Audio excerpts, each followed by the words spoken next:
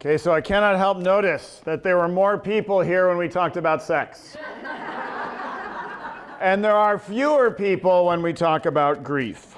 Was thinking this week of the words that I think typify most of American culture by Ella Wheeler Wilcox. Laugh, and the world laughs with you. Weep, and you weep alone. The good old earth must borrow its mirth, but it has trouble enough of its own. We live in a culture that is not okay with sadness. We live in a culture that has lost many of the traditions that we would use around grief. And we live in a culture that does weep alone, and we live in a culture that is poorer and unhealthier than it could be precisely because of that. Before we start, I want to start just talking about a friend of mine who makes movies. He is an animator. He was in our Bible study for 7 years when we were at Berkeley. He was hired onto a little company at the time that was called Pixar. Pixar was a tiny company started by, anyone know? A little guy who got fired from Apple named Steve Jobs. So he started up this little company, and they were a computer company, and then they started doing computer animation, and they ended up doing what I consider some of the most important and some of the best quality animated pictures, starting with Toy Story, but then moving on. And so Pete's first movie that he did was Monsters, Inc. Took him about 5 years from beginning to end to put together a movie like that. He says doing animated movies is like telling a joke and then waiting for 4 years to see if everyone laughs. That's what they're doing. That's the process they're in. But he did Monsters, Inc., which I thought was incredibly well done. He then did Up, which I really think is one of the great animated films out there. And he just did Inside Out. And so I want to talk a little bit about that. If you haven't seen it, I don't believe it's on DVD yet. If you didn't see it in the theaters, you missed a great movie. And you need to see it on DVD. And it's really about Lamentations. It's about the book that we are looking on. I want to talk about two moments that happened in the making of this movie. These movies take place over a long period of time, lots of thinking, and what Pixar does so well is they work on the story. All of the Pixar films, if you watch, are very story-driven, and they tell really good, important stories. So at the very beginning, they were talking about this idea they were going to, it's animating the 5 emotions. They broke down life into 5 emotions. Joy, anger, disgust, fear, and sadness. And they were talking with who they hoped would be the voice. Mindy Kaling was going to be the voice of disgust. Ew. Her name is Sarah without an H, because H's are ew. She was the voice of disgust, and they were sitting there, and what they do is they sit and they talk with the actor or actress who's going to do the voice, and they talk about here's what we're trying to do. And Pete was working on the computer a little bit. They were kind of doing some images, trying to paint a picture for her. And he looks up and she's crying. And he's like, oh no, did she get a bad text? Here's the way Pete wrote it. We were really wrestling with these 2 different themes, growing up and embracing sadness, which we felt were kind of separate. But I had an intuition that they could somehow be connected. And I pitched her this story, and as I turned around, because I was pitching visuals on the computer, she's crying. And I thought, oh no, did she get a bad text? What happened? She responded emotionally and beautifully. And she said, sorry, I just think it's really beautiful that you guys are making a story that tells kids that it's difficult to grow up and it's okay to be sad about it. And we were like, quick, write that down, because that is really what we're trying to do. That was one of the very key moments of this movie, as they figured out this is what we are trying to do. We're trying to make a movie that it's difficult to grow up, and it's okay to be sad about it. One of the other moments was a very challenging moment, and Pete just felt like they couldn't get the story together and they couldn't work it out, and basically was thinking the last 2 movies I did were flukes, and I'm going to really miss my life, and I'm going to miss living where I live, and I'm going to miss the work that I do when I get fired, and thinking of all the things he was going to miss. And in the moment of that, he thought, you know what I'm really going to miss are the friendships that have been forged in the midst of sadness. Bingo. What happens in this book, in this movie, it's a story of all these emotions, and joy gets lost. And joy is nowhere to be found. And so it's the story of trying to find joy in the midst of this move from Minnesota. Just a hot little tip, that's where Pete and his wife Amanda grew up.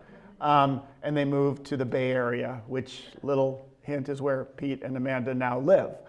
So it's the story of this move from Minnesota to the Bay Area. And in the midst of it, joy gets lost. And I'm not going to tell you the end, but how they make sense.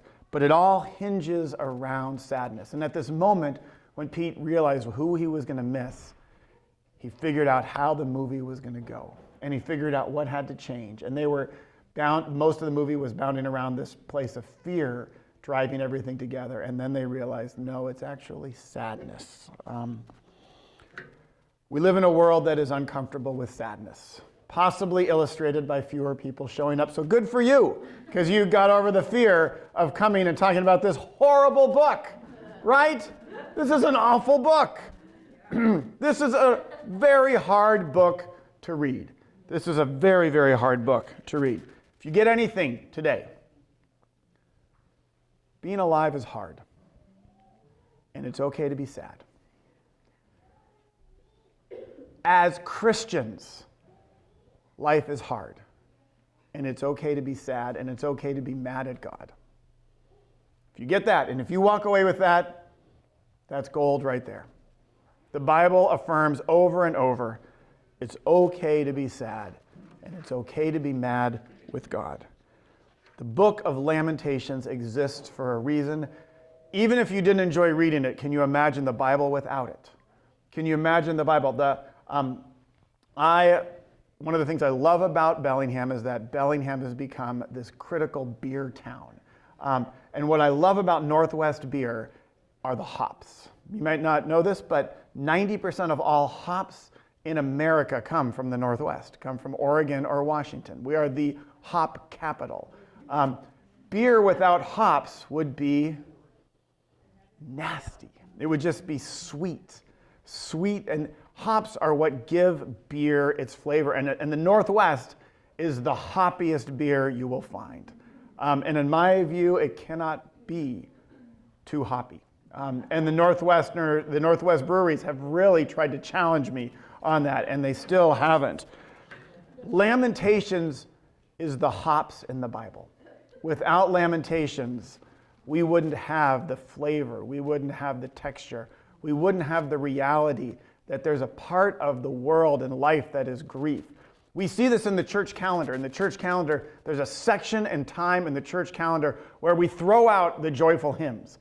What some churches actually do is we throw out the alleluias. For 7 weeks, there are no alleluias sung.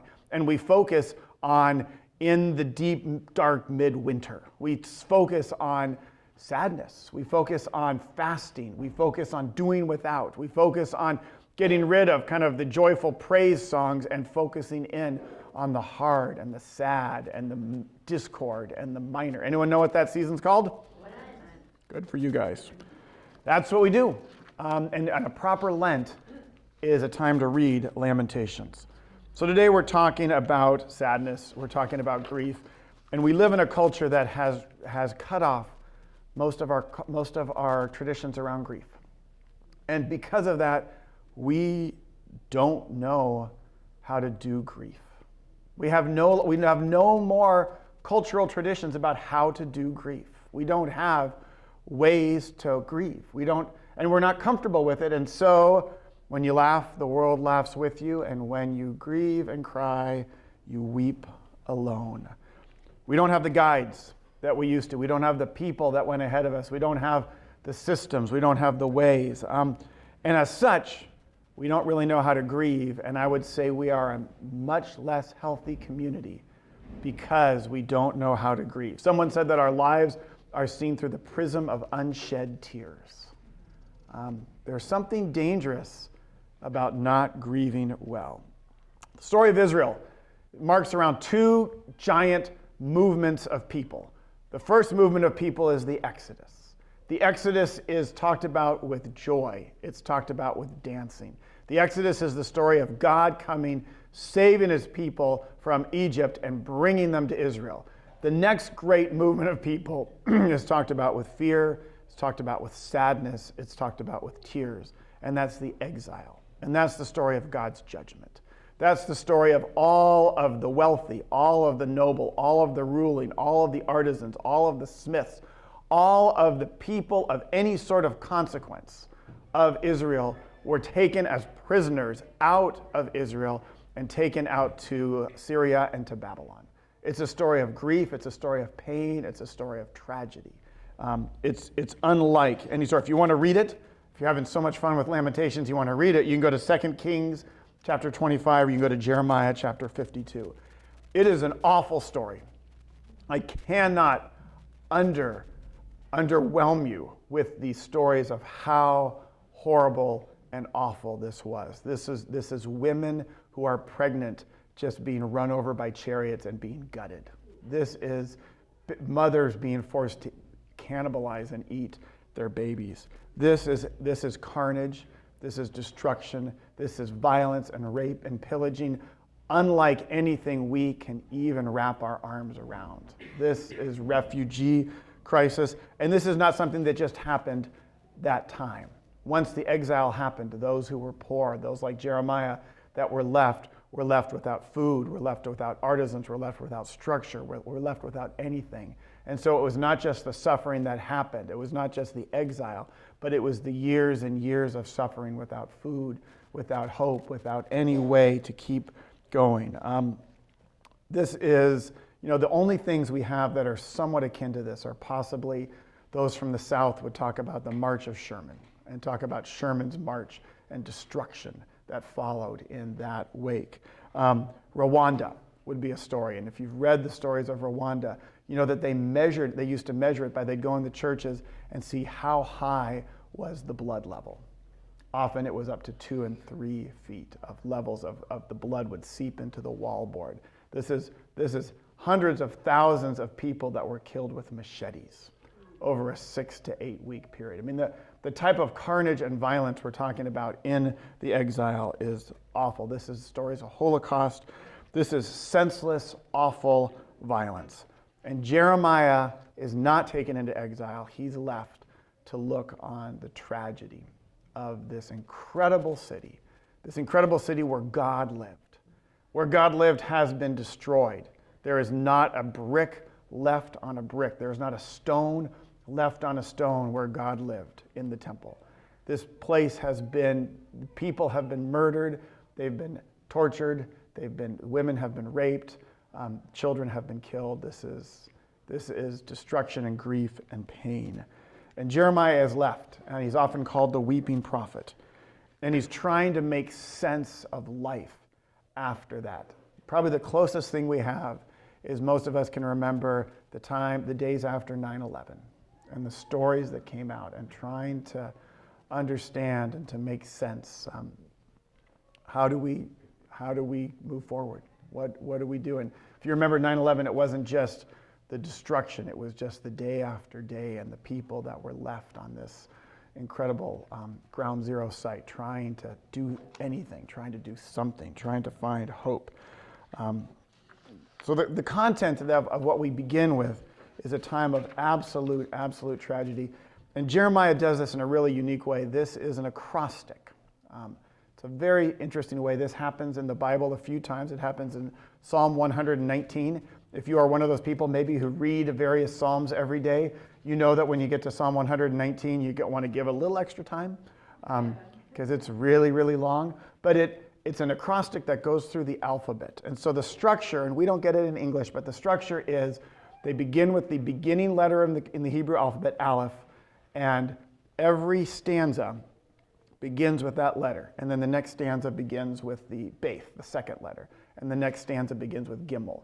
And Jeremiah walks his way in the first lament through every letter of the alphabet. And then he gets to the second lament, chapter 2, and he begins again, Aleph. And he walks his way through the alphabet, going through every single letter. And he finishes the second lament, second chapter, and goes back to the third, does it again. 4 times in a row. And the third one, actually, the first strophe, the second strophe, the third strophe of the first line begins with Aleph. And then in the second one, So it's not just the one beginning, but it's every single stanza of that line begins with that letter. And it's slowly in the third chapter, and the fourth chapter comes back just acrostic fashion all the way down.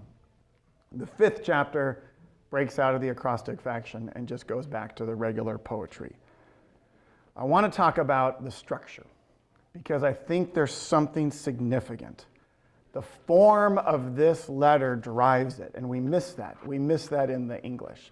And the form of it is this drive through the alphabet back to the beginning, through the alphabet back to the beginning, through the alphabet back to the beginning. And I think there's something we learn right away about grief.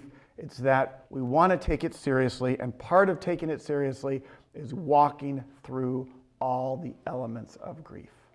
And then going back and making sure that you're hitting every single element, expressing it, writing it, singing it, speaking it, sharing it.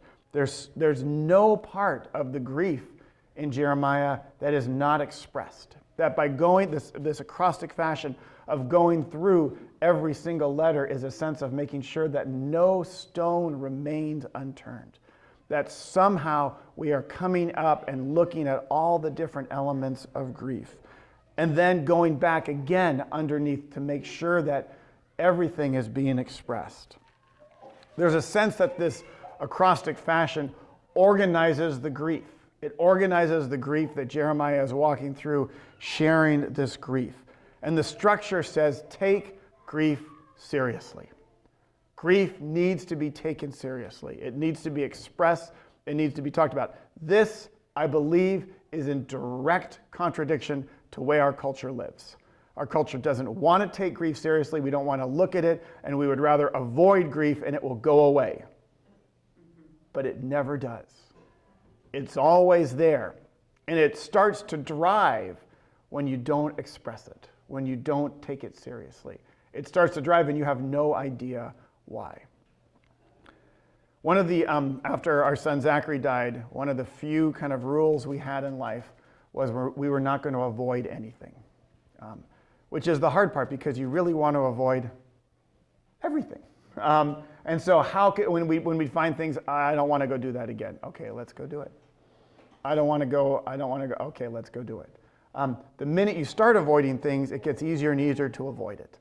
And then it gets harder and harder to go there. So we just said, we're not going to avoid anything. That was our attempt to live the acrostic, to just say, in not avoiding things. You know, when we don't want to go back to a school, we're going to do it. We don't want to go back to this event, we're going to go back to this event. We're not going to avoid it. We're going to try to express it, to see it, to touch it, to feel it, to go through the elements of grief. Our belief was, and my belief still is, that if we don't express it, feel it, put words to it, it's going to come out sideways. It's going to come out in another way. It's never going to go away. Avoiding it never works. That we have to go through it. You can't go around it.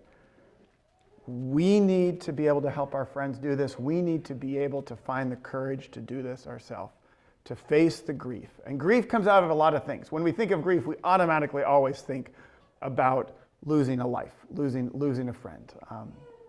But grief is present in so many different things. It can be losing a job.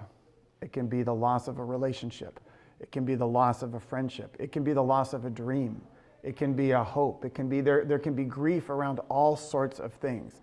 If you don't always understand some of the men in your life, when the Seahawks lose, what they're wrestling with is grief. And it may not feel like it's that big a deal to you, but it is to them. And it's part of the grief. And grief compounds, and it's part of other things. What we read in Jeremiah, and this might have been what you were kind of not enjoying about Lamentations, is it gets a little bit repetitive, right? I've heard this. It gets a little, and that's what happens as we try to go through the acrostic. There's something about bringing our grief up and bringing it up again and bringing it up again. And maybe you've been a friend to someone who's walked through grief, and you know the challenge of hearing their lament for the fourth and fifth times and biting your tongue when you want to say, get over it! There's something about sharing it. And there's something about lament that takes grief seriously. We need people that help us give words. We need people that help us express. We need people that help us and challenges us to walk through grief, to talk about it, to share about it. Those are very special and important friends. But here's the other structure of the acrostic. It also ends.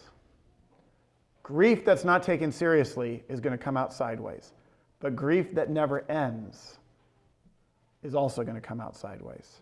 We need to be able to feel it. We need to be able to take it seriously. And there comes a time, the grief will always be present, but there comes a time when we move forward. There comes a time when the grief is not the major thing in our life, and it's only the secondary thing.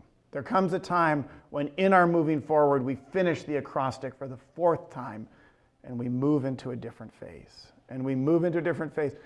I had a friend who says grief has a half-life. That's a little chemistry term. It's kind of a fun term, but grief has a half-life.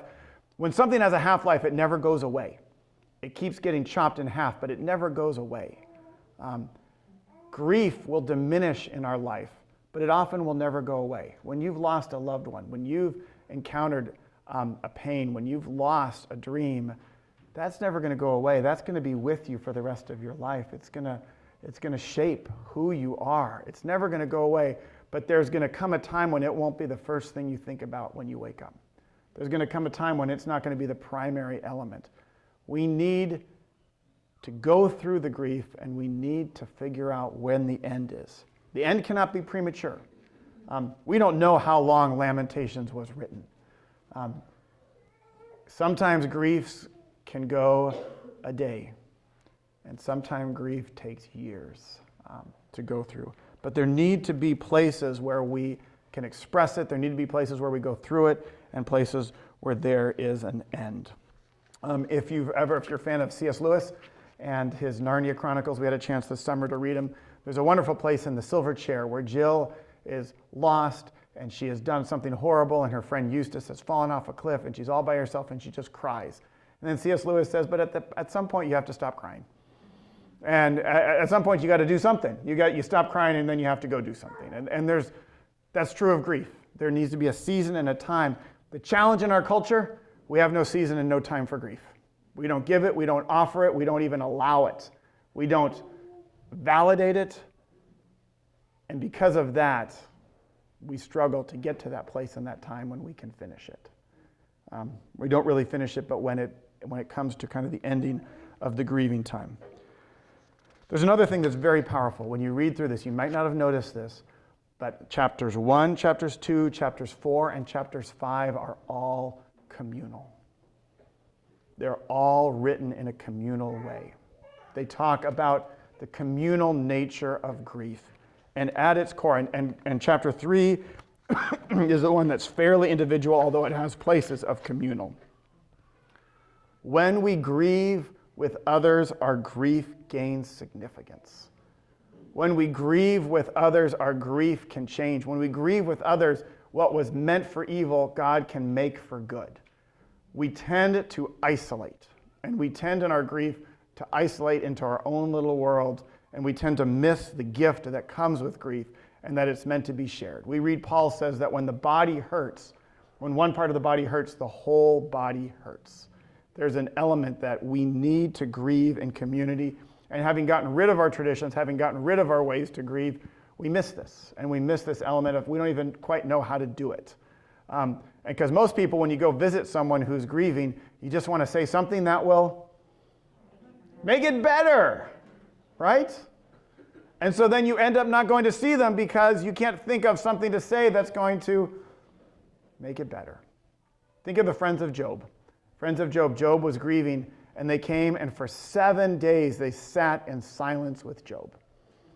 And then they made their first mistake, which was they opened their mouth. And Job said, it would have been better if you had kept your mouth shut.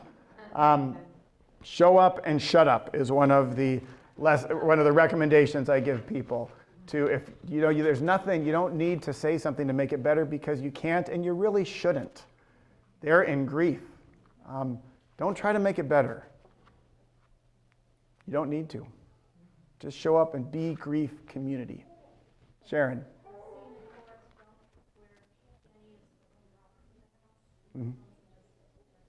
It's beautiful. That's a great picture of what does it mean just to come and share in grief. What does it mean? It takes a lot of maturity to be able to just come and share someone's grief. When we are grieving small things, we need friends to walk with us. When we are grieving big things, we have grief that is bigger than we can bear alone. We need others not just to grieve with us, we need others to carry our grief because it is so large. There are lots of different ways to be in community as well, though. We live in this world where there's something about the face-to-face that's important, but I think there's something powerful about these Caring Bridge.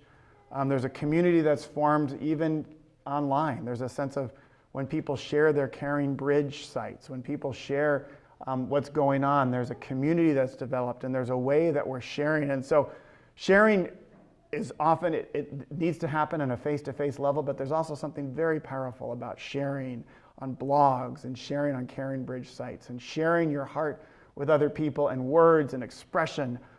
So it's, don't just hear that, gosh, you've got to have a small group to go through grief. I really recommend that. Yet there are all sorts of different ways that we work on community.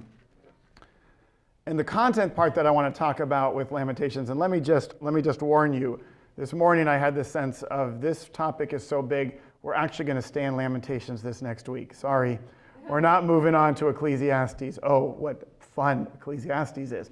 But we're going to stay in grief, and next week we're just going to stay working on grief. That there's something I think that's so important about this book. So we're going to change our schedule just a little bit with your permission. I'm not even asking your permission. I'm going to do it anyway. We're going to stay in Lamentations this week. So there's just so much in this that we need to pay attention to. But I want to so there's the acrostic fashion, there's the communal nature of Lamentations. Those are very significant. That we go through the grief, that we leave no stone unturned, that we do this in a communal way. But then there's this third element, the content.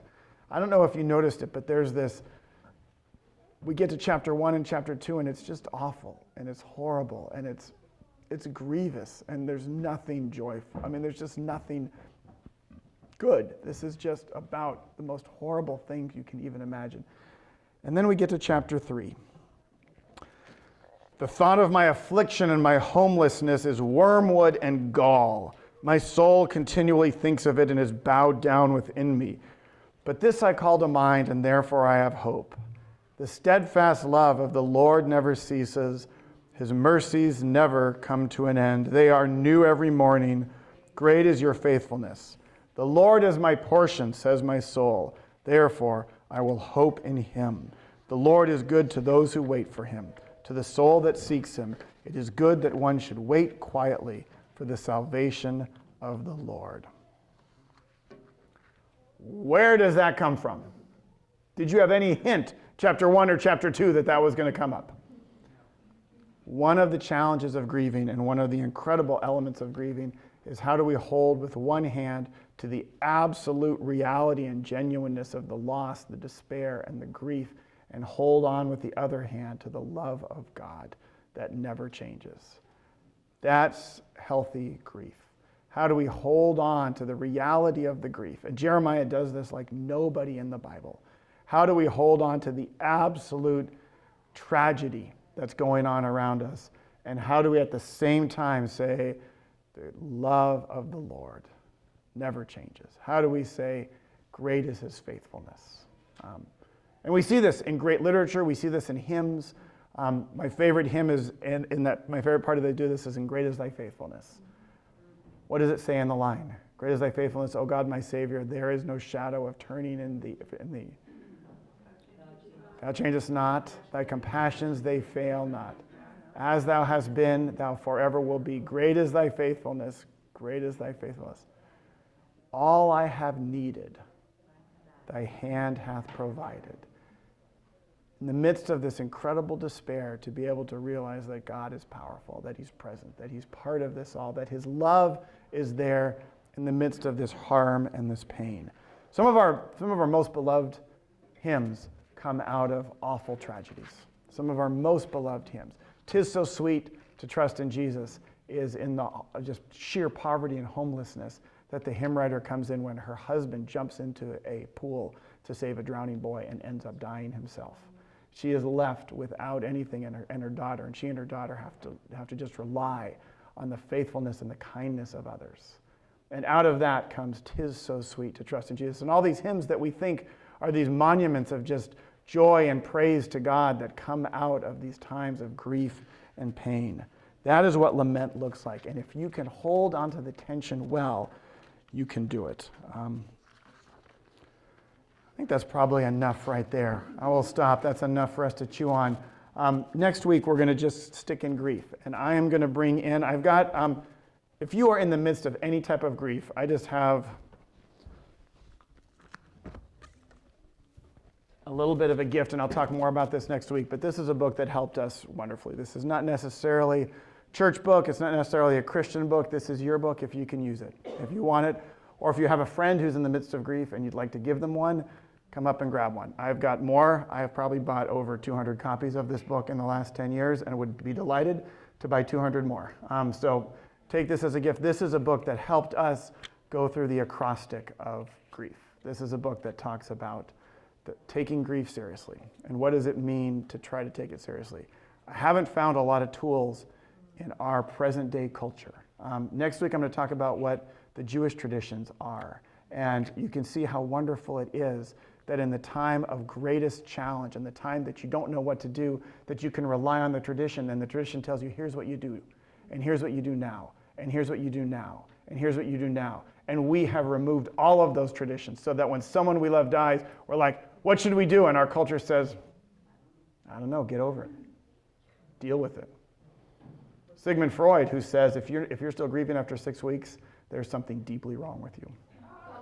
Sigmund Freud wasn't right about everything. He was right about a few things, but not right about everything. But I pass this on as a gift. I'll talk more about this next week. This Lamentations was read very clearly at the festival on the 9th of Av, which is the festival that remembers the destruction of the two temples. This is the first temple that's destroyed. Jeremiah writes about it.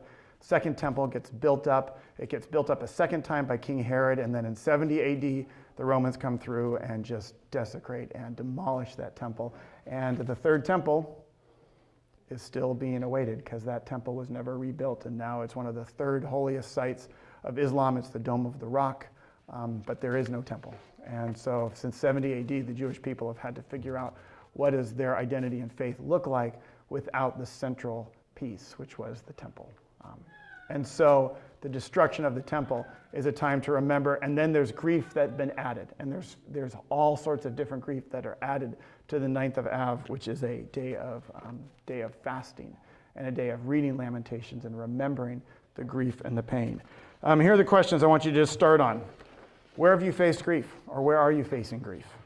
What has helped you to grieve? What's helped you to work the acrostic? What's helped you to, in this book, it's called Making Tear Soup.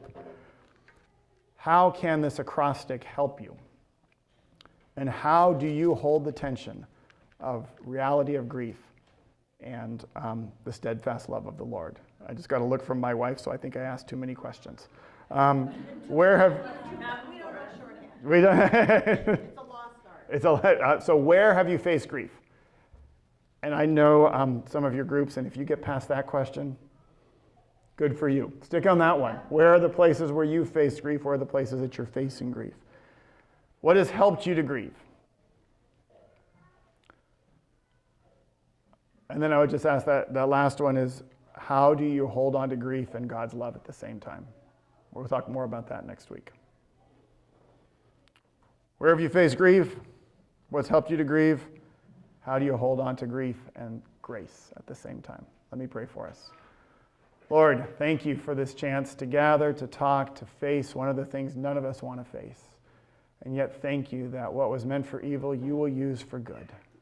The steadfast love of the Lord never ceases. Your mercies never come to an end. They are new every morning. Great is your faithfulness, O Lord. And God's people said, Amen.